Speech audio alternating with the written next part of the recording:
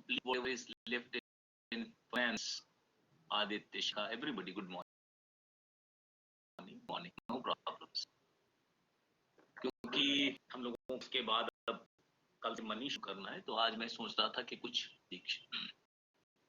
आप लोगों को डिस्कस कर दूं कि कौन से टॉपिक्स पर लिखा जाता है और कौन से पर नहीं लिखा जाता। तो लेट मी स्टार्ट। देखिए, मैंने आपको एक्सपेंडिचर के बारे में बात की थी। वी डिस्कस्ड पब्लिक एक्सपेंडिचर, सार्वजनिक व्यय। तो सार्वजनिक व्यय का वर्गीकरण पढ़ाया था। सार्वजनिकरण के लिए मैंने दो सिद्धांत और बताए थे। एक को कहा था वैगनर का सिद्धांत और एक कहा था वाइजमैन पीकॉक का सिद्धांत। फिर हम लोगों ने एक और टॉपिक उसका छोटा सा पढ़ा था, और एक टॉपिक छोटा सा रह गया है अभी, जिसको मैं आज भी अभी शुरू नहीं कर रहा हूं। I will begin it. Impact of public expenditure. Public expenditure का है बेटा, ऐसा कुछ नहीं है कि कोई चीज कोर्स में नहीं है। शिफ्टिंग के बिना तो कभी सवाल ही नहीं बनेगा। शिफ्टिंग पर तो आएगा ही आएगा। Be sure about it. जो भी इम्तहान आएगा उसमें शिफ्टिंग पर सवाल जरूर आएगा। तो what I am saying is कि पब्लिक एक्सपेंडिचर का जो इफेक्ट है, जो प्रभाव है, उसको थोड़ा रखते हैं। लेकिन मैंने आपको उस दिन भी बताया था कि हम लोग कौन से क्वेश्चंस प्रेफर करते हैं, जिन पे थोड़ा थ्योरेटिकल लिखने को हो या जिनमें कोई कंसेप्चुअल हो। कंसेप्चुअल माने किसी अवधारणा को एक्सप्लेन करना हो, और किसी आप डायग्राम से एक्सप्लेन कर सकते हो या डेफिनेशन से एक्सप्लेन कर सकते हो, वो बेटर रहता है। तो वैसे तो मैं पब्लिक एक्सपेंडिचर का इम्पैक्ट आपको पढ़ा दूंगा, that I will tell last 5-10 minute में।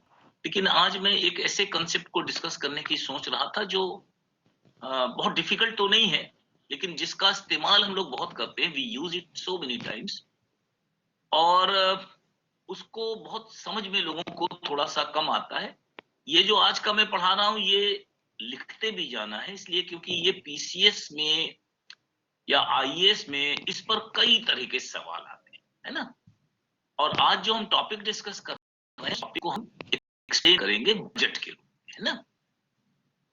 बजट से ही जब हम आगे चलते हैं तो एक और प्रश्न बन जाता है, वो होता है फिस्कल पॉलिसी, राजकोषीय नीति।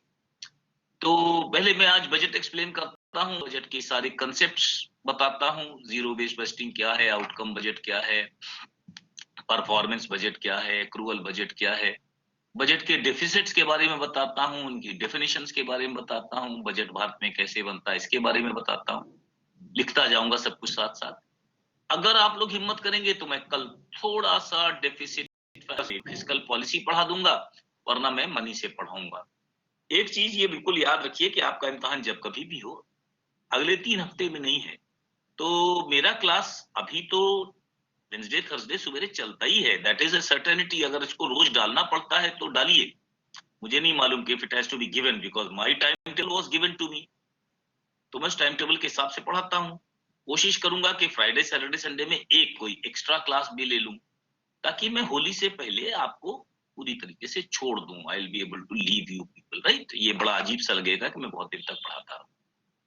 तो जब मैं बजट के बारे में बात कर रहा हूं, तो थ्योरेटिकल भी बात करूंगा और थोड़ा इंडिया कंटेक्स्ट में इसलिए बात करूंगा। आई will be talking about India basically because कहीं ना कहीं अगर हमको जब फिस्कल पॉलिसी पढ़नी होगी तो इंडिया के कंटेक्स्ट में ही हमको पढ़नी होगी। That is why I am going to do it, ठीक है ना।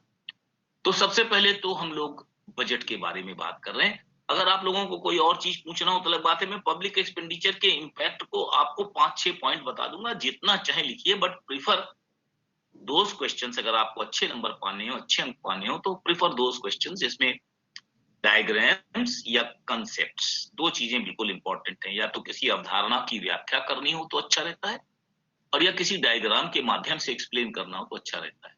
जनरल एस्से टाइप क्वेश्चंस में एवरेज मार्किंग होती है। 20 का सवाल है तो 12 मिल जाएगा, 11 मिल जाएगा। This is what it is. लेकिन अगर कंसेप्ट बेस्ड सवाल है और आपकी परिभाषा ठीक है, या डायग्राम बेस्ड सवाल है और डायग्राम को आपने बनाया है, लेबल किया और एक्सप्लेन किया है, तो आपको 20 में 15-16 भी मिल सकते हैं, depending upon the teacher, depending upon the teacher. मेरे जैसा टीचर तो कभी नंबर नहीं देता, क्योंकि मैं बचत करता हूं। बचत करना राष्ट्रीय कर्तव्य है, तो आई सेव अ लॉट। लेकिन मैं कॉपी जांचता भी नहीं, क्योंकि अगर मैंने कॉपी जांची तो फिर बड़ी दिक्कतें आती हैं। तो that is why you shall be feeling happy कि मैं इस तरह काम नहीं करता। तो you will be getting very good marks provided you do those things. तो आज हम लोग बजट के बारे में बात करते हैं। मैं लिखता जाता हूँ और कुछ स्पेशल कंसेप्ट बताता जाता हूँ।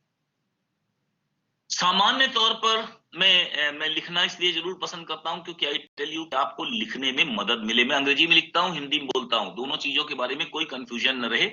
हिंदी वाले भी लिख सकते हैं और इंग्लिश वाले भी आराम से लिख सकते हैं। तो अगर हम बजट शब्द की बात करें, कोई क्वेश्चन हो तो पूछ सकते हो भी, ऐसा कोई नहीं है, लेकिन मैं शुरू कर रहा हूँ। आप स्पीड है आपकी, तो कह दीजिए। क्या कह रहे हैं बिटिया रानी? स्पीड है बोलने की, स्लो कर थोड़ा स्लो दीजिएगा। कर, थोड़ा स्लो कर दे। हाँ। ठीक है, बहुत स्लो कर दे, राइट, कोई प्रॉब्लम नहीं है, I will do it. Actually क्या होता है कि अब टाइम मिलता नहीं पढ़ाने का। चलिए हम कोशिश करेंगे फ्राइडे सैटरडे संडे में कुछ ले लें। कल हम अनाउंस कर देंगे किस दिन लेंगे, ठीक है? मैं कुछ एक्स्ट्रा पढ़ा दूंगा, नहीं तो फिर हमारे लिए मुश्किल आती जाती है। क्या करूं मैं? Anyway I will do it, just don't worry about it. एक लड़की ने तो कम से कम हिम्मत करके आलोचना की मेरी कि मैं बहुत जल्दी जल्दी बोल जाता हूँ या गलत सलत बोल जाता हूँ। गुड इनफ, अच्छा किया बिटिया रानी ने। तो we are discussing today the concept of budget. पहले तो मैं ये बता दूं कि बजट का एक थ्योरेटिकल मीनिंग होता है, हर घर में बजट बनता है। बजट होता क्या है? आय व्यय का ब्यौरा। जो आय व्यय का ब्यौरा होता है, बार बार याद रखिए, इसको थ्योरेटिकली दो ढंग से लिखा जाता है। एक को कह सकते हैं एक्चुअल या वास्तविक, और एक को कहते हैं अकाउंटिंग या लेखांकन विधि। एक्चुअल और अकाउंटिंग में अंतर होता है। अकाउंटिंग क्या है? एक कॉमर्स का सिस्टम है, एक वाणिज्य का तरीका है। अकाउंटिंग में जनरली क्या करते हैं कि किसी कंपनी के बजट की बात अगर हम करें तो वो क्या दिखाते हैं कि इधर रेवेन्यू दिखाएंगे, इधर एक्सपेंडिचर दिखाएंगे। जैसे हम लोग बजट में दिखाते हैं, रेवेन्यू को हम इनकम कहें थोड़ी देर के लिए, रेवेन्यू नहीं कह रहे, थोड़ी देर के लिए इनकम दिखाते हैं, और एक्सपेंडिचर दिखाते हैं, और अंत में जो बचता है उसे प्रॉफिट या लॉस कह देते हैं। और बजट को हमेशा बैलेंस्ड बचाते हैं। बैलेंस्ड माने जीरो कर देते हैं। यानी बजट हमेशा क्या होता है, अंत में क्या दिखाएगा? इन दोनों के अंतर को, या तो कंपनी को प्रॉफिट मिल जाएगा तो कंपनी के खाते में चला जाएगा, या कंपनी को जेब से देना पड़ेगा तो यहां आना पड़ेगा। बजट को हमेशा कैसे दिखाया जाता है? बैलेंस्ड या संतुलित। ये एक अकाउंटिंग का तरीका है ना। इसे हम एक तरीके से डबल बेस्ड अकाउंटिंग कहते हैं, वो एक तरीका है।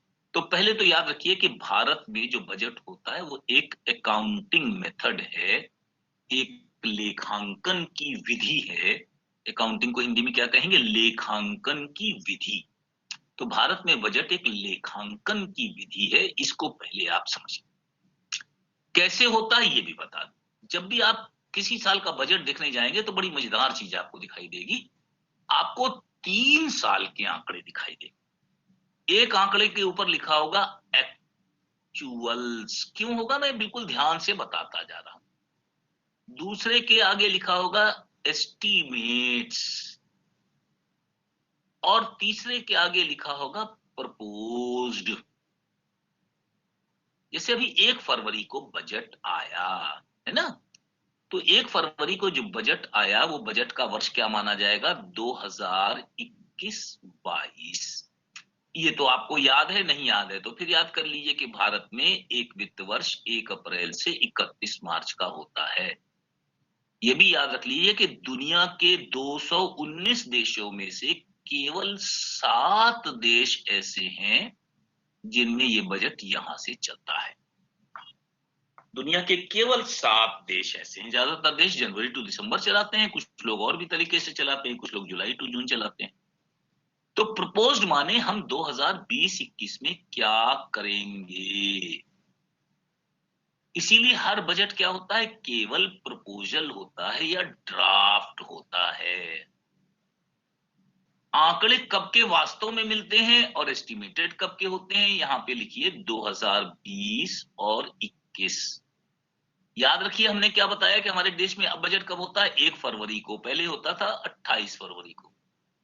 हमारा साल कब खत्म होगा, 31 मार्च। तो 31 मार्च तक की इनकम का तो हमें पता चलेगा नहीं। जैसे आज आप देख लीजिए कि कौन सी तारीख है, 3 मार्च। तो अभी तो बहुत सारे लोग अभी टैक्स जमा करेंगे इस साल का।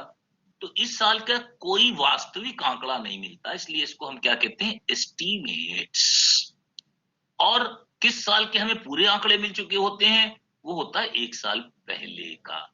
तो ये बजट 3 सालों का क्यों पेश किया जाता है, क्योंकि ये बताया जाता है कि ये हम प्रपोज कर रहे हैं, ये हम अचीव कर चुके हैं और ये लगभग अचीव करने वाले हैं। तो कभी भी बजट के जो आंकड़े होते हैं वो 3 वर्षों के होते हैं।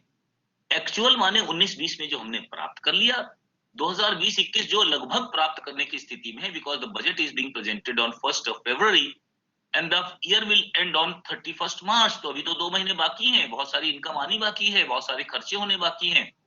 तो ये एस्टीमेट्स होते हैं, केवल एस्टीमेट्स माने जिनके बारे में हम केवल अंदाज लगाते हैं। और जो प्रपोज करते हैं अगले साल के लिए वो 2020-21 का। सारी बहस किसकी होती है, इसकी होती है, प्रपोज बजट की होती है और किसी की नहीं। दूसरी बात बड़ी मजेदार है कि भारत के कॉन्स्टिट्यूशन में बजट नाम का शब्द नहीं है। तो budget is not a constitutional word in India. यहां पर क्या लिखा जाता है, एनुअल फाइनेंशियल स्टेटमेंट। और वास्तव में ये है भी वार्षिक वित्तीय विवरणी। हिंदी में अगर ट्रांसलेट करेंगे तो क्या करेंगे, वार्षिक वित्तीय विवरणी, पूरे वर्ष की वित्त की विवरण देना। इसीलिए मैंने आपको यहाँ पर पहले बता दिया कि जो भी बजट होता है वो क्या होता है, अकाउंटिंग होता है, एक विवरण होता है, ये चीजें हो रही हैं। अब ध्यान से देखिए कि बजट में हमने कहा 2 चीजें दिखाई दी जाती हैं। एक को हमने कहा इनकम पार्ट और एक को हमने कहा एक्सपेंडिचर पार्ट। अब यहां पर मैं आपको बता दूं कि जब भी बजट आता है तो उसका एक हिस्सा ज्यादा इंपॉर्टेंट होता है, उसको कहते हैं रेवेन्यू अकाउंट। हिंदी में रेवेन्यू अकाउंट को कहते हैं चालू खाता। रेवेन्यू एक्सपेंडिचर और रेवेन्यू अकाउंट दोनों चीजें सबसे पहले लिखी जाती हैं। मैं इनको बिल्कुल आराम से समझा रहा हूं, लेकिन असली समझना है जिस दिन ये समझ में आ जाएगा, जो दूसरी चीज है कैपिटल खाता, कैपिटल एक्सपेंडिचर, तो दोनों चीज समझ में आ जाएगा, दोनों को मिलाकर बनेगा बजट। पहले पूंजी समझ लीजिए, कैपिटल समझ लीजिए।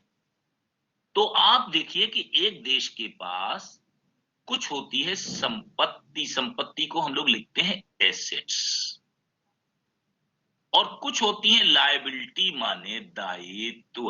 आराम से समझिए, बिल्कुल सिंपल भाषा में समझिए। भारत ने अमेरिका से 50 करोड़ का उधार लिया, तो इसे वापस करना है। तो ये क्या है, हमारा दायित्व। ये क्या है, हमारा दायित्व। ठीक है ना। अगर हमने किसी से उधार लिया है तो उसे हमें वापस चुकाना पड़ेगा, तो वो हमारा हो गया दायित्व। बिल्कुल ठीक समझ लीजिए। और मान लीजिए थोड़ी देर के लिए कि भारत सरकार की अपनी संपत्ति है, चाहे रेलवे की संपत्ति है, चाहे पुल हैं, चाहे सड़कें हैं, रिजर्व बैंक है, ये सब हमारा क्या है, एसेट्स। अब एक और चीज समझ लीजिए, जो एसेट होता है, जो भी संपत्ति होती है, 2 तरह की होती है।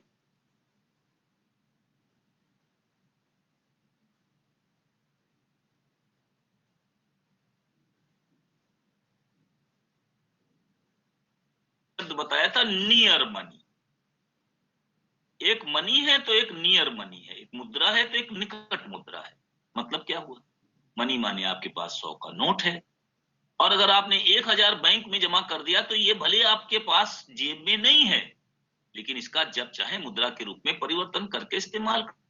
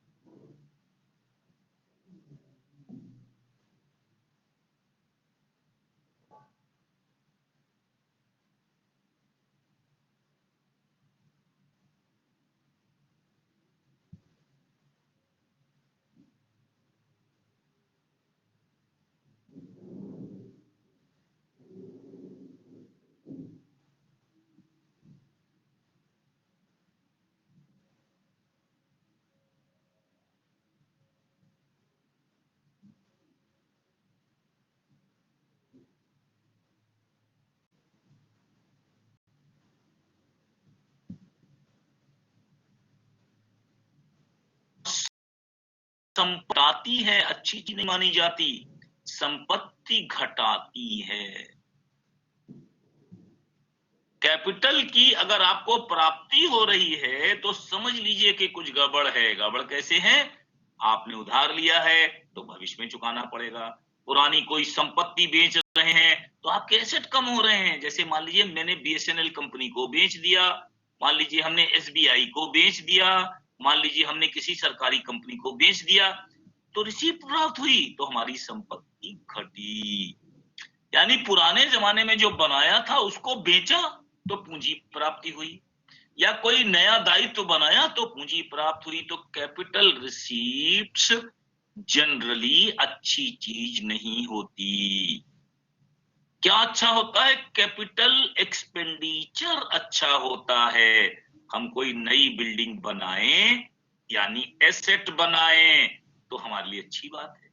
हम किसी को उधार दें तो हमें आमदनी प्राप्त होगी, तो ये अच्छी चीज है। कैपिटल का मतलब है पूंजी। पूंजी खाते का मतलब है पूंजी खाते में आपको आय मिल सकती है, लेकिन ये आय हमेशा खराब। क्यों खराब? या तो इससे आपके दायित्व बढ़ेंगे और या तो आपकी संपत्ति घटेगी। Either your liabilities will increase और your assets will decrease. Capital expenditure बड़ी अच्छी चीज है। हम भविष्य के लिए क्या कर रहे हैं? संपत्ति बना रहे हैं, यानी एसेट्स क्रिएट कर रहे हैं, या लायबिलिटीज कम कर रहे हैं। लायबिलिटी कम कर रहे हैं माने पुराना कोई उधार चुकाया तो हमारी लायबिलिटी कम हो गई। तो कैपिटल एक्सपेंडिचर का मतलब है जिसका संबंध पूरे देश के दीर्घ काल की आय और व्यय से है, जो हमारी पूंजी से संबंधित है। पूंजी से संबंधित माने मकान बनाना, बिल्डिंग बनाना, पुल बनाना, सेना के लिए बंदूकें खरीदना, पुलिस के लिए कोई सामान खरीदना, ये सारे कैपिटल एक्सपेंडिचर हैं। ये इस साल खर्च होने वाले थे। जो बच गए वो क्या हो गए? रेवेन्यू इनकम और एक्सपेंडिचर। रेवेन्यू इनकम माने टैक्स से पैसा मिला। जो टैक्स से पैसा मिला वो तो हमारी आय है ना, उसको आप किसी को देना थोड़ी है, जैसे चाहे खर्च करेंगे। तो टैक्स से मिलने वाला, फीस से मिलने वाला, फाइन से मिलने वाला, सीनियरेज रिजर्व बैंक से मिलने वाला, प्रॉफिट मिलने वाला, ये सारी चीजें क्या है? रेवेन्यू। रेवेन्यू माने हमें प्राप्त हो रही है खर्च करने के लिए। और रेवेन्यू एक्सपेंडिचर क्या है? हमने लोगों को वेतन दिया, कर्मचारी रखेंगे तो वेतन देना पड़ेगा, कोई और प्रकार के भत्ते दिए, ये सारी चीजें क्या हुई? बड़े आराम से समझ। अब मैं एक बहुत सिंपल एग्जांपल से बात करता हूं। मान लीजिए आप यमुना का ब्रिज बना रहे हैं इलाहाबाद में। तो अगर आप एक यमुना जी के ऊपर ब्रिज बना रहे हैं इलाहाबाद में, तो क्या होगा? अब आपको सोचिए कि कैपिटल एक्सपेंडिचर क्या है और रेवेन्यू एक्सपेंडिचर क्या है, पता चल जाएगा आपको। अब जब यमुना पर पुल बनाएंगे आप, तो निश्चित रूप से आपको मान लीजिए आयरन चाहिए, मान लीजिए आपको सीमेंट चाहिए। इनके बिना तो कोई पुल बनेगा नहीं। तो आयरन और सीमेंट पर होने वाला खर्च या इसी तरह की और चीजों पर होने वाला खर्च क्या कहलाएगा? Capital expenditure. क्योंकि क्या बन रहा है? हमारा एसेट बन रहा है। कैसा एसेट बन रहा है? एक ब्रिज बन रहा है जो अगले 30 साल, 40 साल, 50 साल काम। लेकिन जब ये ब्रिज बन रहा है तो यहाँ पर बहुत सारे कर्मचारी काम कर रहे हैं। इनमें इंजीनियर हैं, डेली वेज वर्कर हैं, मजदूर हैं। इनको हम तनख्वाह दे रहे हैं, सैलरी दे रहे हैं। ये सैलरी थोड़ी 30 साल काम करेगी। ये क्या हो गया? Revenue expenditure. तो जो भी एक्सपेंडिचर है इसके दो हिस्से होना लगभग लाजमी है। जैसे हमने कहा पुलिस पर खर्च हो रहा है, तो जब पुलिस पर खर्च हो रहा है तो तनख्वाह पर हो रहा है, वर्दी पर हो रहा है, ये सब रेवेन्यू हो गया। लेकिन अगर पुलिस स्टेशन बन रहा है, पुलिस के लिए बंदूकें खरीद रहे हैं, तो ये क्या हो गया? Capital expenditure. जो 1 साल से ज्यादा तक के लिए बन रहा है, जो भविष्य के लिए बन रहा है, जो एसेट क्रिएट हो रहा है, दैट इज कैपिटल। और जो हम इसी साल दे देते हैं, इसी साल में खर्च हो जाता है, वो क्या कहलाता है? रेवेन्यू। तो कोई भी एक्सपेंडिचर हो, स्वास्थ्य पर हो सकता है ना। जैसे कोरोना की बात हम लोग करें तो कोरोना में रिसर्च पर जो खर्च हुआ वो कैपिटल एक्सपेंडिचर हो गया, लेकिन जो टीका लग रहा है वो क्या हो गया? रेवेन्यू एक्सपेंडिचर हो गया, राइट। जो डॉक्टरों को तनख्वाह मिल रही है वो रेवेन्यू एक्सपेंडिचर हो गया। तो बहुत सारी चीजें रेवेन्यू एक्सपेंडिचर में आई। लेकिन जो हमने मना लिए, मान लीजिए अपने देश में वेंटिलेटर बना लिए, वो तो 20 साल तक काम आएंगे, तो वो क्या हो जाएंगे? Capital expenditure. इसी तरह रेवेन्यू में जो केवल इस साल की रेवेन्यू है, टैक्स से मिला, दैट इज कॉल्ड रेवेन्यू। और अगर हमें ऐसे हमने कहीं से उधार ले लिया या हमने पुराना कोई कारखाना बेच दिया, वो क्या कहलाएगा? कैपिटल। तो कैपिटल का एक्सपेंडिचर अच्छा माना जाता है, हमेशा याद रखिए। कैपिटल का रिसीप्ट्स अच्छे नहीं माने जाते। क्यों? क्योंकि वो तो हमारी एसेट्स को कम करते हैं और हमारी लायबिलिटीज को बढ़ाते हैं। जबकि रेवेन्यू में क्या चीज अच्छी है? रेवेन्यू एक्सपेंडिचर वर्तमान के लिए किया जाता है। तो अगर आपको ये समझ में आ गया हो तो सबसे पहले समझ गए कि रेवेन्यू इनकम देश की बहुत बड़ी इनकम होती है। रेवेन्यू इनकम को हम लोग सबसे इंपॉर्टेंट मानते हैं। रेवेन्यू इनकम आपकी टैक्स की हो गई, आपकी फीस की हो गई, आपकी फाइन की हो गई, आपकी प्राइस की हो गई, डिविडेंड आपको कोई मिला तो वो हो गई, अगर किसी दूसरे देश ने कोई अनुदान दे दिया, ग्रांट, तो वो हो गई। सब चीज मिलाकर आपकी रेवेन्यू इनकम हो गई।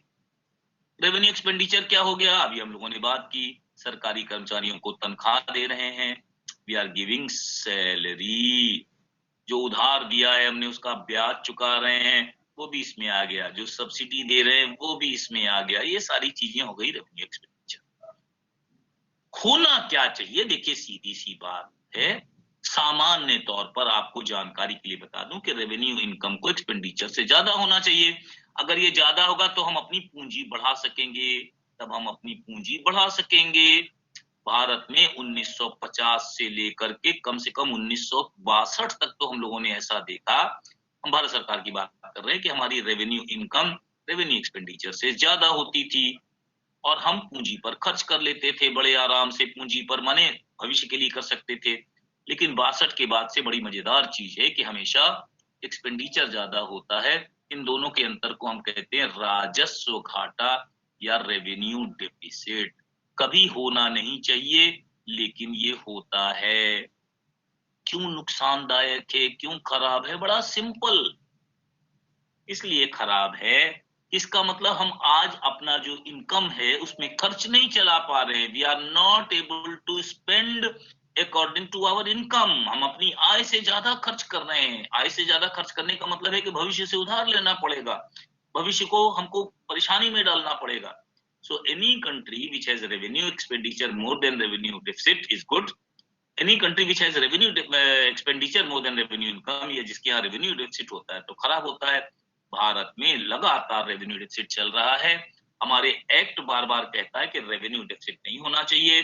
रेवेन्यू डेफिसिट तो बिल्कुल ही होना चाहिए, रेवेन्यू सरप्लस होना चाहिए। लेकिन अनफॉर्चुनेटली हमारे यहाँ ऐसा नहीं हो पा रहा है। 62 के बाद से लगातार हम लोगों ने रेवेन्यू सरप्लस नाम ही भूल गए हैं। 38 और 20 58 सालों से लगातार घाटा होने के कारण सवाल ही पूछा जाने लगा है राजस्व घाटा, revenue deficit. There is no question of revenue surplus, होता ही नहीं है। जबकि हम बार बार कहते हैं कि रेवेन्यू सरप्लस इज बेटर, ताकि हमारा कुछ पैसा बचे तो हम कैपिटल एक्सपेंडिचर में खर्च कर सकें। अनफॉर्चुनेटली ऐसा नहीं होता है। Now we come to the second one. Second one क्या हुआ? Capital income, capital receipts. मैंने बताया कैपिटल रिसीप्ट्स तो हमेशा ही अच्छी नहीं होती। कैपिटल रिसीप्ट्स आती कहां से हैं? अभी मैं बता चुका हूं आपको, पुराने एसेट्स को बेचकर। इनके लिए पहले शब्द जो इस्तेमाल होता था वो दो होते थे, डिस इन्वेस्टमेंट माने पुरानी कंपनी के शेयर को बेच देना, डाइवेस्टमेंट माने पूरी कंपनी को ही बेच देना।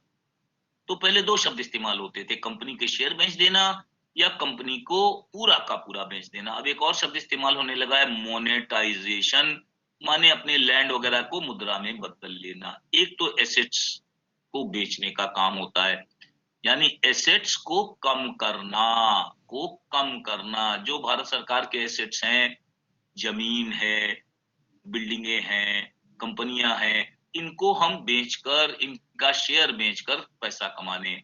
दूसरा तरीका होता है बोरोइंग्स, हम कर्जा ले लें, चाहे अपने देश का कर्जा ले लें और चाहे बाहर से ले लें। Inland borrowing and external borrowing. तो ये हो गई हमारी कैपिटल रिसीट्स, ठीक है ना। ये हमेशा हमारे देश के लिए नुकसानदायक है। इधर हो गया हमारा कैपिटल एक्सपेंडिचर, जो हमेशा अच्छी सर चीज है। सर सर क्या जो नीलामी की जाती है स्पेक्ट्रम की, तो वो भी इसके अंतर्गत आएगा? हाँ, लड़की ने एक अच्छा सवाल पूछा। रोक रहा हूँ, जब आप बोलेंगी तो मैं रोक दूंगा, घबराइए मत। I just stop it and explain your question. हाँ सर बिटिया। मतलब जैसे सरकार जो सरकार गवर्नमेंट जो होती है, मतलब वो अब किसी भी कंपनी को, या मतलब जो निजी हो तो वो बेचती है, किसी निजी कंपनी को मतलब गवर्नमेंट चीज बेच देती है, मतलब उसकी नीलामी करती है, तो क्या भी उसके अंतर्गत ये आएगा, मोनेटाइजेशन के अंतर्गत लैंड अच्छा, वो या? क्वेश्चन अच्छा है बिटिया, अच्छा किया तुमने पूछ लिया, समझ में आ जाएगी तुम्हें मेरी बात। स्पेक्ट्रम माने क्या, पहले जानती हो तुम स्पेक्ट्रम क्या है? मैं बता देता हूं। हम क्या कर रहे हैं, हमने मान लीजिए कि टेलीफोन, बीएसएनएल या कई लोग हैं, उनको अगली साल तक कुछ काम करने की इजाजत दी। अतुल यादव, क्या कर रहे हो भाई?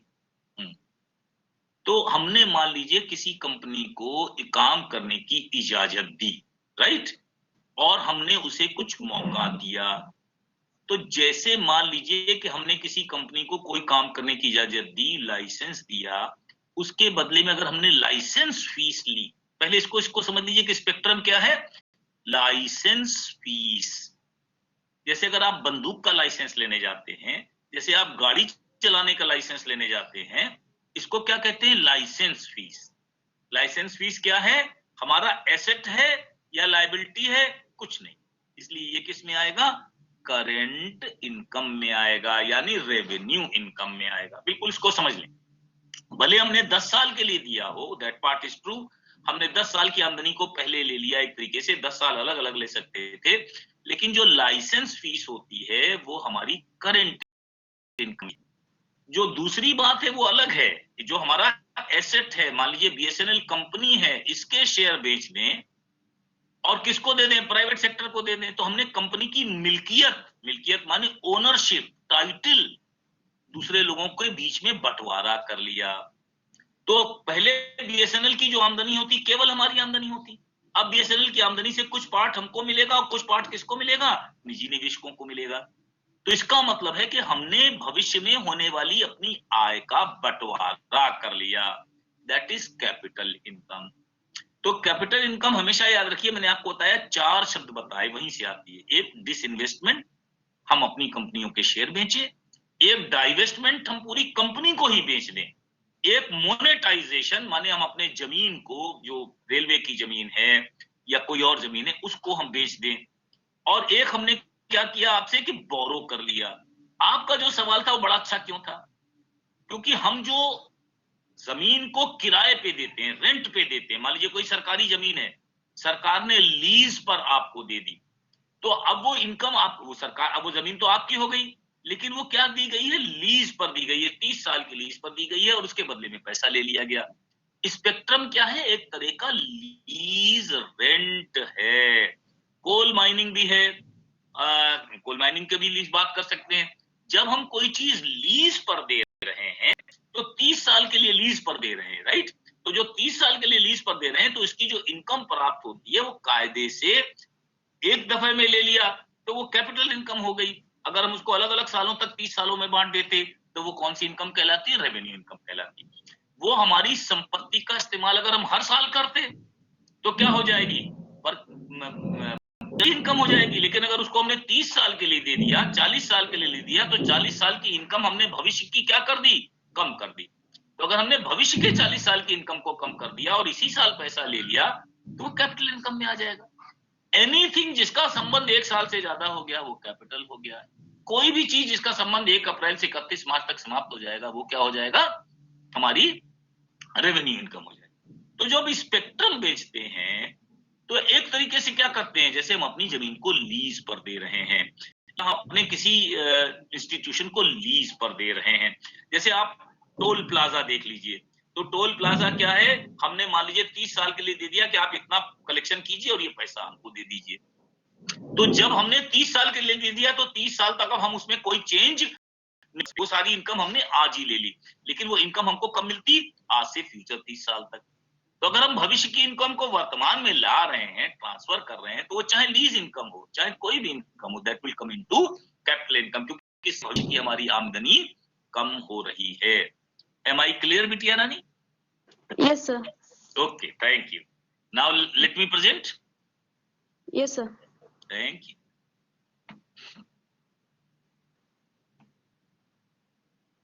कभी भी कोई सवाल दिमाग में आए पूछिए, क्योंकि बहुत अच्छी बात है। रेवेन्यू और कैपिटल का सिर्फ, हाँ बोलो नमन शुक्ला बोलो। अरे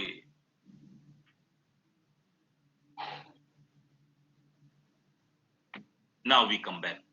तो जो कैपिटल रिसीट्स हैं, मतलब क्या हुआ, हमने फ्यूचर से कुछ ले लिया है ना, वो बोरो करके लिया कि लीज करके लिया, ये कैपिटल रिसीट्स हैं। इससे हमारे या तो एसेट्स कम गए, या फ्यूचर की इनकम कम होगी, और या हमारी लायबिलिटीज बढ़ेंगी, दायित्व बढ़ेंगे, वो कैपिटल रिसीट्स हैं।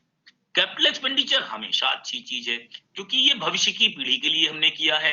कैपिटल एक्सपेंडिचर का मतलब है हमने कोई पुल बनाया है, कोई सड़क बनाई है, कोई बिल्डिंग बनाई है, कोई हवाई जहाज बनाया है, कोई भी इक्विपमेंट बनाया है, ये कैपिटल एक्सपेंडिचर है। ये हमारे क्या करता है, या तो एसेट्स में बढ़ोतरी करता है, एसेट्स बढ़ाता है, और या दूसरा काम करता है, लायबिलिटी कम कर देता है। जैसे अगर हमने कोई पुराना उधार चुकाया तो हमारी लायबिलिटी कम हो जाएगी।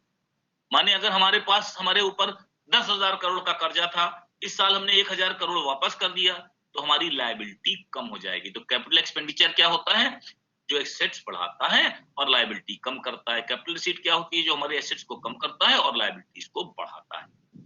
भारत में capital receipt minus capital expenditure का कोई आंकड़ा नहीं दिया जाता, ठीक है ना।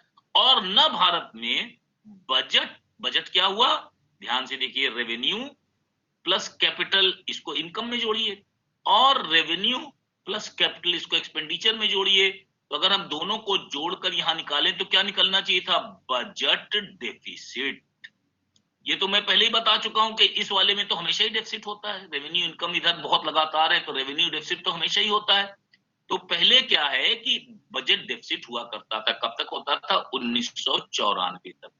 अब हमने अकाउंटिंग सेंस अपना लिया, अब हम इसको हमेशा जीरो कर ही देंगे। जीरो कहां से करेंगे, उधार लेकर करेंगे, कहीं से करेंगे, लेकिन इसको जीरो कर देंगे। तो अब बजट डेफिसिट नाम का कोई शब्द नहीं होता। इसकी जगह कौन सा शब्द होता है, उसको याद कर लें। इसका संबंध हो गया है राजकोषीय घाटा, ये सबसे इंपॉर्टेंट माना जाने लगा है। फिस्कल डेफिसिट, फिस्कल डेफिसिट जो है वो राजकोषीय घाटा है, और इसकी सिंपल परिभाषा है, रेवेन्यू डेफिसिट जितना है, होना चाहिए था सरप्लस में, लेकिन नहीं है, प्लस जितनी भी बोरोइंग हम करेंगे, जितना भी उधार हम लेंगे, सबका सब राजकोषीय घाटे।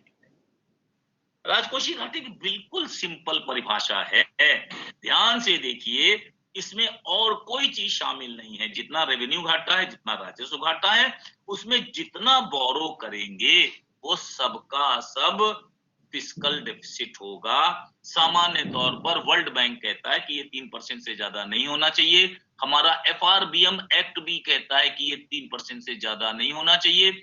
पिछली साल ये 9.7% होने की संभावना है रिवाइज्ड एस्टीमेट में, और कोविड के कारण हम लोगों ने ये मान लिया है, 15वें वित्त आयोग ने ये मान लिया है कि अगले साल 6% रहेगा, फिर 5.5% रहेगा, फिर 5% रहेगा, और फिर 4.5% रहेगा, और अंत में 4% पे आ जाएगा।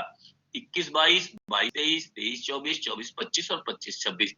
अब हम ये मानकर चल रहे हैं कि 4% का राजकोषीय घाटा खराब नहीं है। सवाल है कि ये क्यों खराब माना जाता है। बोरोइंग करने का मतलब हमने उधार किसी से पैसा ले लिया, बोरो कर लिया। तो बोरो करने से क्या क्या नुकसान होंगे, उनको हम लोग अलग अलग पढ़ेंगे। एक और डेफिसिट भी बहुत पढ़ाया जाता है, which is called as primary deficit. तो प्राइमरी डेफिसिट को हम कहते हैं प्राथमिक घाटा। प्राथमिक घाटा की परिभाषा बिल्कुल सिंपल है। फिस्कल डेफिसिट माने राजस्व घाटा, ये तो हमने पढ़ ही लिया अभी। राजस्व घाटा में हमने अगर कोई पिछले सालों का ब्याज दिया है, इंटरेस्ट पेमेंट किया है, तो ये हमारी जिम्मेदारी नहीं थी। क्यों, ये तो पिछली सरकारों ने उधार लिया, पिछले सालों में उधार लिया गया, इसका ब्याज हम चुका रहे हैं। तो प्राइमरी डेफिसिट माने राजकोषीय घाटा में से जो ब्याज हमने दे दिया, पिछले सालों का भुगतान कर दिया, उसको हटा दें तो हम उसे प्राइमरी डेफिसिट के नाम से पुकारते हैं। वी कॉल इट एज प्राथमिक घाटा। प्राथमिक घाटा जिस दिन हमारा जीरो होने लगे, फायदा क्या होगा ध्यान से देखिए। इसका मतलब हम बोरो क्यों कर रहे हैं, उधार क्यों ले रहे हैं? सिर्फ इस ब्याज को चुकाने के लिए। यानी हम नया ब्याज नहीं लें, नया उधार न लें। अगर नया उधार न लें तो प्राइमरी डेफिसिट जीरो हो जाए। नया उधार माने उधार तो ले रहे हैं, वी आर बोरोइंग, लेकिन क्यों ले रहे हैं? पिछला उधार चुकाने के लिए ले रहे हैं। अगर हमने पिछला उधार चुकाने से ज्यादा उधार लिया, इसका मतलब हमने नया उधार भी लिया। तो जिस दिन हम नया उधार लेना बंद कर देंगे तो कम से कम आगे के लिए एक बात तो गारंटी हो जाएगी कि अब हमें केवल उधार उतना ही लेना है जितना पिछला ब्याज चुकाने के लिए ले रहे हैं। अब हम नया उधार नहीं ले रहे हैं, माने आगे की सरकारों पर बोझ नहीं डाल रहे हैं। एक और शब्द भी इस्तेमाल होता है, मौद्रीकृत घाटा, which is called as monetised deficit. Monetised deficit ये क्या है? RBI support to budget. RBI से जितना सपोर्ट लेती है बजट, उसको हम लोग कहते हैं मोनेटाइज्ड डेफिसिट। यानी आरबीआई इनको कहीं से नई मुद्रा छाप के देगा या कोई उधार देगा या किसी भी प्रकार का देगा, तो जब आरबीआई जो सपोर्ट करता है बजट में, उसे हम मोनेटाइज्ड डेफिसिट कहते हैं। अब मैं आपको 3 और शब्द पढ़ा देता हूं बजट के बारे में, जिनका इस्तेमाल बहुत हम लोग करते हैं। One is known as outcome budget. Sir एक क्वेश्चन था। 1 मिनट भाई, जब क्वेश्चन होता है तो रोकना पड़ता है, रोकता हूं। हाँ बोलिए सर जैसे आपने कहा कि कैपिटल एक्सपेंडिचर जो होता है वो नेशन के उसमें फायदेमंद होता है, और सदैव। साथ ही साथ हाँ सर, और फिजिकल डेफिसिट जो है वो नुकसानदायक है। लेकिन नहीं, सर ऐसा कुछ नहीं कहा मैंने फिजिकल डेफिसिट नुकसानदायक है। मेरे शब्द अपने मन से मत बनाइए। आई नेवर सेड के राजकोषीय घाटा नुकसानदायक है। मैंने एक चैप्टर पढ़ाया था, आप उस दिन क्लास में नहीं थे, उधार कब लेना चाहिए और उधार कब नहीं लेना चाहिए। मैं बिल्कुल फिर से समझा दे रहा हूं। अगर हमने उधार लेकर कोई कारखाना बनाया और उस कारखाने की इनकम से ब्याज चुका दिया, तो उधार का प्रभाव हम पर नेगेटिव नहीं पड़ेगा। लेकिन अगर हमने उधार लिया और लोगों की तनख्वाह बांट दी, तो भविष्य के लोगों को क्या करना पड़ेगा? न केवल मूल चुकाना पड़ेगा बल्कि ब्याज भी चुकाना पड़ेगा। अगर हमने उधार लिया पुराना को चुकाने के लिए, तो भी वही बात आएगी। तो हमने फिस्कल डेफिसिट को कभी बुरा नहीं कहा। राजकोषीय घाटा माने बोरोइंग्स, बोरोइंग्स माने उधार लेना। उधार लेने का उद्देश्य क्या है? अगर उधार लेने का उद्देश्य पूंजी बनाना है, कैपिटल बनाना है, कारखाने बनाना है, तब तो चलिए ठीक समझ में आता है। हमने उधार लिया और उससे हमने नया स्ट्रक्चर खड़ा किया, नया कारखाना बनाया, नया लोहे का कारखाना बनाया, बिजली का वो बनाया, दूसरे देशों को भी लोहा बेचा, स्टील बेचा, विदेशी मुद्रा कमाई, और 7 साल बाद जब ब्याज चुकाने की नौबत आई तो कारखाने से प्रॉफिट मिलना शुरू हो गया और हमने ब्याज चुकाना शुरू कर दिया। तो पहली बात तो हर बोरोइंग बुरी नहीं होती। बोरोइंग कौन सी बुरी होती है? जो बोरोइंग रेवेन्यू एक्सपेंडिचर के लिए की जाएगी। अगर रेवेन्यू एक्सपेंडिचर के लिए बोरोइंग कर रहे हैं, तनख्वाह बांटने के लिए कर रहे हैं, तब शायद वो उधार अच्छा नहीं होता। इसीलिए WTO क्या कहता है या वर्ल्ड बैंक क्या कहता है? 3% तक का राजकोषीय घाटा अच्छा है। क्यों? क्योंकि एक साल में 3% तो हमारी नई कैपिटल की ग्रोथ हो ही जाएगी, इसलिए उसमें कोई नुकसान नहीं होता। What is difference between borrowing and? अरे कुछ और लिखा था इस लड़के ने, देखो पता नहीं कौन लड़का था, कुछ लिख देता है फिर मैं जवाब नहीं दे पाता। What is the difference between borrowing and debt? क्या लिखा लड़के ने? हाँ, उधार में और ऋण में क्या अंतर है? ये शब्द तो बड़ा मुश्किल है बताना। उधार ऋण में क्या? अरे भाई, एक देश जो उधार ले रहा है, जो भी उधार ले रहा है, किसी वर्ष में ले रहा है, इस वर्ष की इनकम में जुड़ गया, लेकिन वो उधार टोटल में तो जुड़ ही जाएगा ना, तो पब्लिक डेट में आ जाएगा। तो सार्वजनिक ऋण, सरकार द्वारा लिया जाना वाला पूरा ऋण जो है वो सार्वजनिक ऋण कहलाता है। बोरोइंग शब्द का इस्तेमाल जनरली एक साल के संदर्भ में किया जाता जाता है, जो नई बोरोइंग होती है इनके संदर्भ में किया जाता है। सार्वजनिक टोटल के रूप में स्टॉक माल किया जाता है। एक को आप स्टॉक कंसेप्ट मान लीजिए, एक को फ्लो कंसेप्ट मान लीजिए, लेकिन दोनों में कोई मौलिक अंतर नहीं है। और कोई प्रश्न? देखो नहीं तो फिर हमारा टाइम खत्म होता जाएगा। हाँ बोलो। सर आपने बताया कि वो जो वैक्सीनेशन हुई वो रेवेन्यू इनकम में वो ऐड होगा, रेवेन्यू एक्सपेंडिचर, रेवेन्यू एक्सपेंडिचर में। हाँ। वैक्सीनेशन तो एक बार करा लेते तो फिर तो जरूरत नहीं होती ना। ओ, ये एक नया, बिल्कुल नया सवाल, बिल्कुल बढ़िया सवाल, ठीक है। सर वो तो कैपिटल होना चाहिए। मैं बता रहा हूँ। देखो बेटा, बहुत अच्छी क्वेश्चन पूछ रही है नैन्सी बिटिया रानी, this is very very good. हम इसके बारे में कोई बढ़िया बात ही हम लोग इसको समझें। देखिए कंसेप्ट, इसीलिए मैंने कहा ना कंसेप्चुअल क्वेश्चन ज्यादा अच्छे रहे। अच्छा, आपने सेब खाया है ना, तो आपके अंदर विटामिन आए, ताकत आई कि नहीं आई? Yes sir. तो जब सेब खाया तो सेब खाने से ताकत हमारे जिस्म में आ गई, वेरी गुड, वंडरफुल हो गया। लेकिन जो भी हम बात करें, इसको रेवेन्यू एक्सपेंडिचर कहेंगे कि नहीं कहेंगे? Yes sir. क्यों कहेंगे रेवेन्यू एक्सपेंडिचर? सेब खाया तो ताकत तो हमेशा के लिए बढ़ गई। समझने की कोशिश करो, जो भी कंजम्पशन एक्सपेंडिचर होगा, है ना, चाहे किसी वैक्सीन भी कंज्यूम कर रहे हैं हम लोग, हमेशा के लिए आएगा कि नहीं आएगा ये भी कोई गारंटी नहीं है। हम इस समय इस वैक्सीन को कंज्यूम कर रहे हैं, दिस इज वन थिंग। और इस वैक्सीनेशन को कंज्यूम करने के कारण हम लोग आपसे आगे नहीं होगा, इसकी कोई गारंटी नहीं। कोई नया रोग आएगा, फिर कोई नई चीज होगी। इस साल वैक्सीनेशन पर खर्च होना एक अलग चीज है ना। इसके अलावा जो वैक्सीन लगाई जाती है, जो इंजेक्शन लगाया जाता है, उसको भी फेंक दिया जाएगा, अंदर की दवाई भी इस्तेमाल हो जाएगी। लेकिन वो जो वैक्सीन बनाने की रिसर्च पर खर्च हो गया, जो हमारे ज्ञान में वृद्धि हो गई, वो जीवन भर के लिए हो गई। जो हमने वैक्सीन बना दिया वो जीवन भर के लिए हो गया, है ना। नैन्सी नहीं समझ पा रही, बोलो बोलो। सर मेरा मतलब था अब फिर तो उसको नहीं ना लगवाएंगे, एक ही बार की नीड होगी। ये आपसे मैं फिर से कह रहा हूं, फिर लगवाएं या न लगवाएं का मतलब नहीं है। इस वर्ष का खर्च हो गया, अगले वर्ष नए लोग आएंगे, उन पर खर्च हो सकता है। जो इस वर्ष का खर्च है केवल वो कैपिटल नहीं बनी ना, वो that's not a capital. Capital क्या होता है? क्या तो एसेट्स बढ़ने चाहिए। एसेट क्या बढ़ा? आपका स्वास्थ्य। इसका कोई मेजरमेंट का तरीका नहीं, क्योंकि इसको हम इकोनॉमिक्स के रूप में नहीं नाप सकते ना। तो कैपिटल में क्या चीज होगी? एसेट्स बढ़ने चाहिए, यानी संपत्ति बढ़नी चाहिए, या दायित्व घटना चाहिए, लायबिलिटी घटनी चाहिए। अब एक तरीके से आप दायित्व अगले सालों के लिए घटेगा। इस क्वेश्चन को और आगे बढ़ा दें तो आपकी बात से ये क्या निकल रहा है कि सरकार ने जिसको एक बार लगा दिया, अब उसको तो फिर दोबारा लगाना नहीं पड़ेगा, दायित्व घट गया। लेकिन दायित्व इसका भी घटा, क्योंकि पॉपुलेशन अपने आप चेंज होती रहेगी, तो आज जिसको इनकम मिल रही है कल भी मिलेगी। तो ऐसे सारे कंजम्पशन से रिलेटेड होते हैं, दे ऑलवेज कम। ये एसेट क्रिएशन नहीं हुआ, घटना भी नहीं हुआ, ये लॉन्ग टर्म एक मेजर था।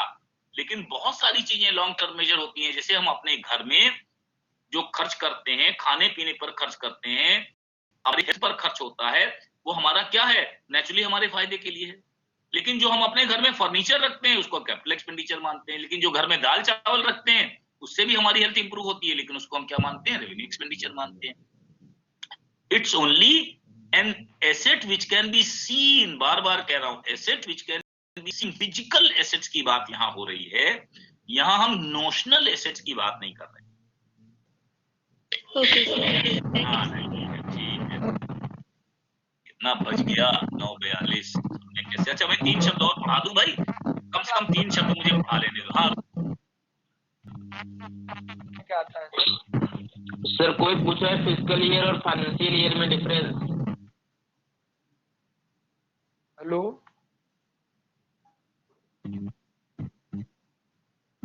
सर को जी सर।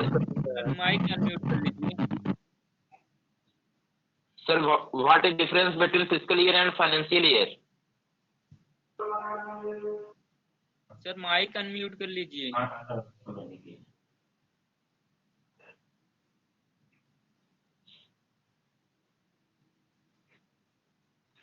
किसी ने किया है माइक।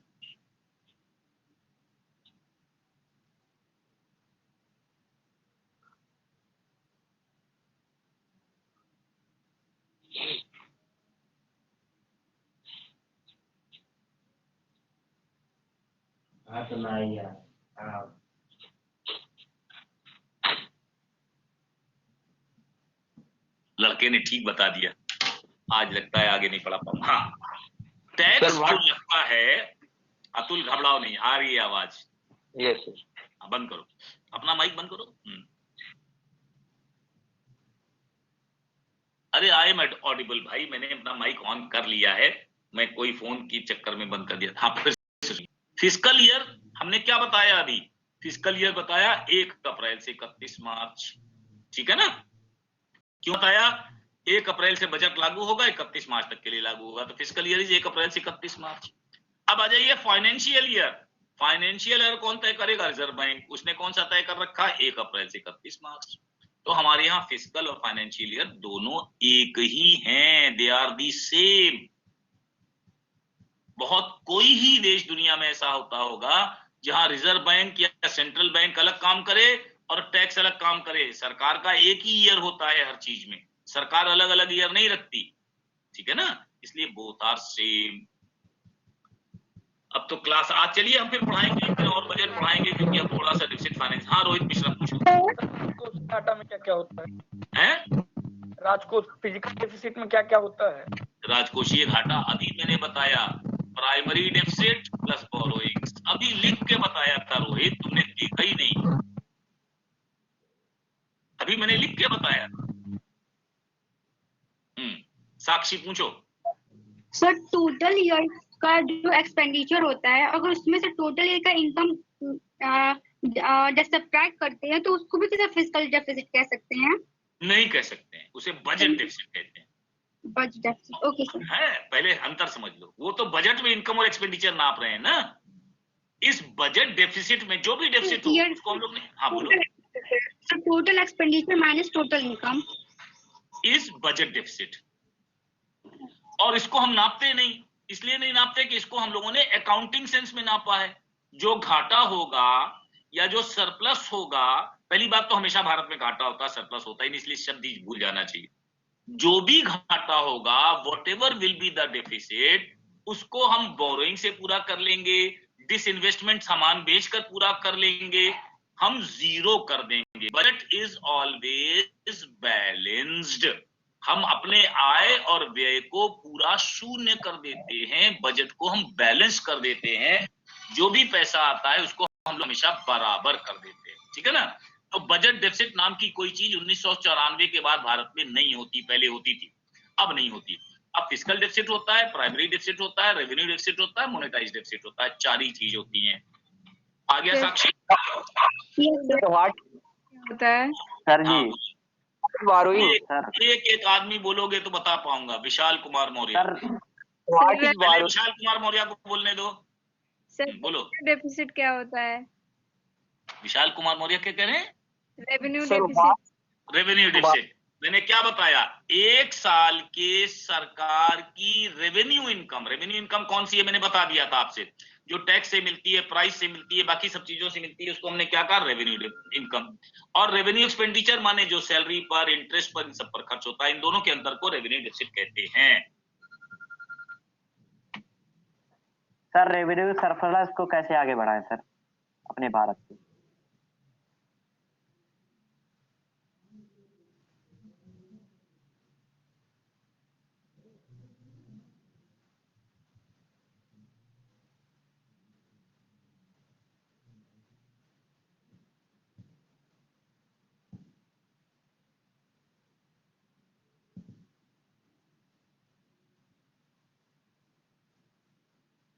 जी, हम लोग क्या बात कर रहे हैं आज? हमको लगता है भाई दूसरा क्लास शुरू होने वाला है, इसलिए हम लोग इसको बंद करेंगे। सब क्वेश्चन संभाल के रखिए, मैं अगली बार में करूंगा। बजट सिलेबस में है कि नहीं, मैंने बताया कि बार बार कभी फिस्कल पॉलिसी पर सवाल आ सकता है, फिर हम लोग क्या करें, ठीक है ना। It can always sir sir revenue एक सरप्लस मिनट को रुक कैसे जाओ, हम मुझे अपने एक भारत बात से कर लेने दो, एक मिनट रुक जाओ, मुझे एक बात कर लेने दो, बड़ा इंपॉर्टेंट सर कॉल आ एक रहा है, मैं बार अगली करूंगा। बार से सर स्टार्टिंग से सब बढ़िया से बता दीजिएगा, थोड़ा सा रिपीट कर दीजिएगा।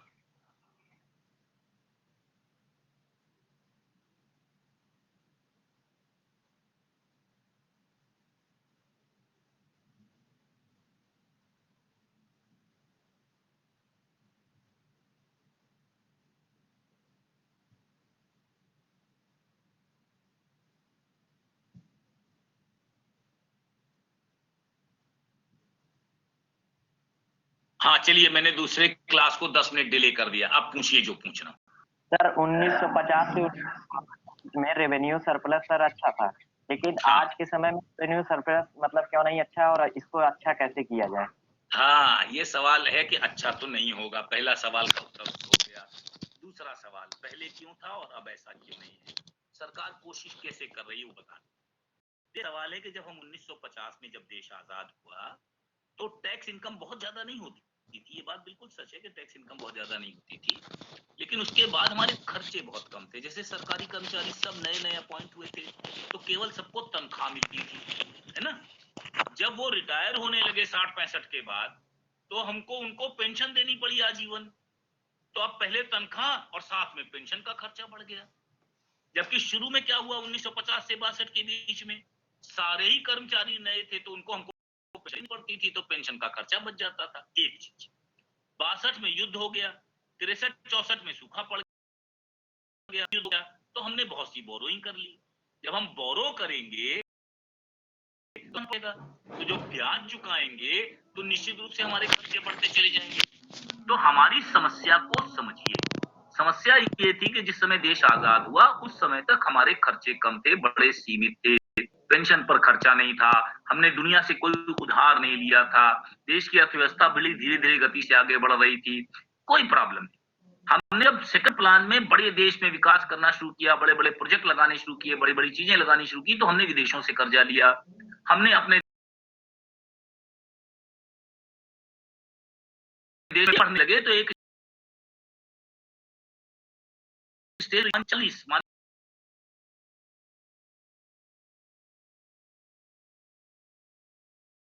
100 में, फिर बाकी सारी चीजों की चीजें, फिर हमारा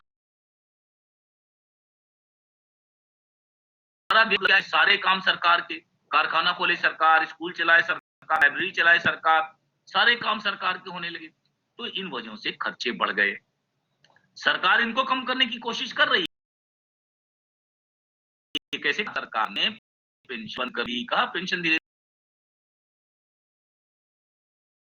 धीरे बनते पेंशन करा लिया, उसकी वजह से सरकार के खर्चे बढ़ गए। चालू हार बहुत है, मतलब है कि वैसे अच्छी बात है कि रेवेन्यू इनकम को shall be greater than revenue expenditure, लेकिन फिलहाल दुनिया के बहुत सारे देशों में ऐसा नहीं हो रहा है। इसका नुकसान भी हो रहा है। हम कैपिटल एक्सपेंडिचर पर खर्च करने के लिए क्या करते हैं, पूरा का पूरा उधार लेना पड़ता है। कायदे से ये गलत है। पूंजी में केवल उधार वो चीजों के लिए लेना चाहिए जो विकास के कामों में आए।